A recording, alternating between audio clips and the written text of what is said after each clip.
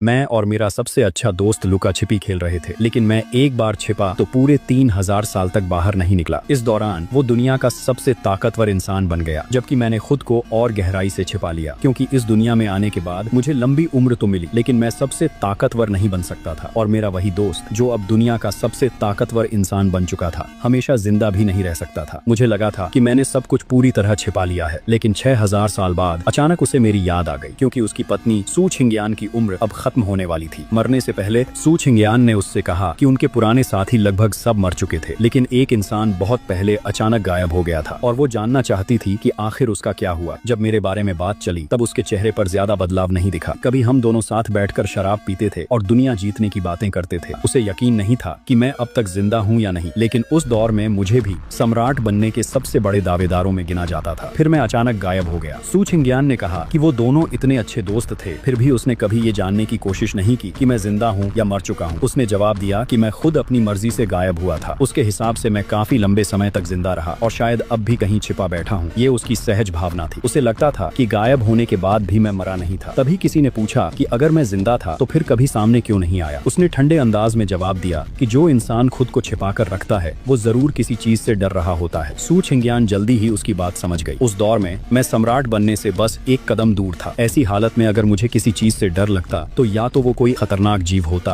या फिर सम्राट बन चुका वही आदमी। सू छिंगयान ने पूछा कि अगर मैं उससे डरता था तो आखिर उसकी वजह क्या थी। उसने हंसते हुए कहा कि शायद मेरे पास कोई ऐसा राज था जिसे मैं उससे छिपाना चाहता था। उसे खुद पर पूरा भरोसा था। ये कहते ही उसके शरीर से दिव्य प्रकाश फूट पड़ा। सम्राट की भयानक आभा पूरे तारों भरे आसमान में फैल गई। दुनिया कांप उठी। अब वो इस युग की सबसे ऊंची शक्ति बन चुका था। सू छिंगयान ने पूछा कि क्या उसने कभी सच में मुझे ढूंढने की कोशिश नहीं की। उसने साफ कह दिया कि उसने कभी कोशिश नहीं की। उसके मुताबिक चाहे मैं किसी भी वजह से उससे बच रहा था, उसे उसकी कोई परवाह नहीं थी, क्योंकि वो इस युग का सम्राट था। सू छिंगयान ने हल्के व्यंग्य में कहा कि फिर तो मैं बेवजह उससे डरकर कहीं छिपा बैठा हूँ। उसी समय तारों भरे आसमान के बेहद दूर हिस्से में मैंने भी उसकी सम्राट वाली आभा महसूस की। मैं मन ही मन बड़बड़ाया कि फिर से ये क्या तमाशा शुरू कर दिया। सम्राट बन गया तो क्या पूरी दुनिया को परेशान करेगा। समय तेजी से बीतता गया। 1000 साल और गुजर गए। अब मेरी उम्र लगभग 10,000 साल हो चुकी थी, लेकिन मेरे शरीर की जीवन शक्ति अब भी उफान पर थी। मेरी उम्र की सीमा जैसे खत्म ही नहीं होती थी। यहाँ तक कि सम्राट भी ज्यादा से ज्यादा 20,000 साल तक ही जीते थे, लेकिन मुझे इस लंबी उम्र से खुशी नहीं मिलती थी, क्योंकि इसी वजह से मैं असली सम्राट के स्तर तक नहीं पहुंच सकता था। फिर भी मैंने ताकत की तलाश छोड़ने से इनकार कर दिया। अगर लंबी उम्र पाकर भी सबसे ताकतवर न बन पाऊं तो ऐसी जिंदगी अधूरी लगती थी। इसलिए मैंने हजारों साल लगाकर अपनी मुख्य डाव को पूरी तरह निखारा। वो थी थंडर डाव। अगर सिर्फ डाव की बात की जाए तो मैं किसी भी तरह उससे कमजोर नहीं था। बस फर्क इतना था कि मेरे पास सम्राट वाला ओरिजिन सोर्स नहीं था, लेकिन पिछले कुछ सालों की कोशिश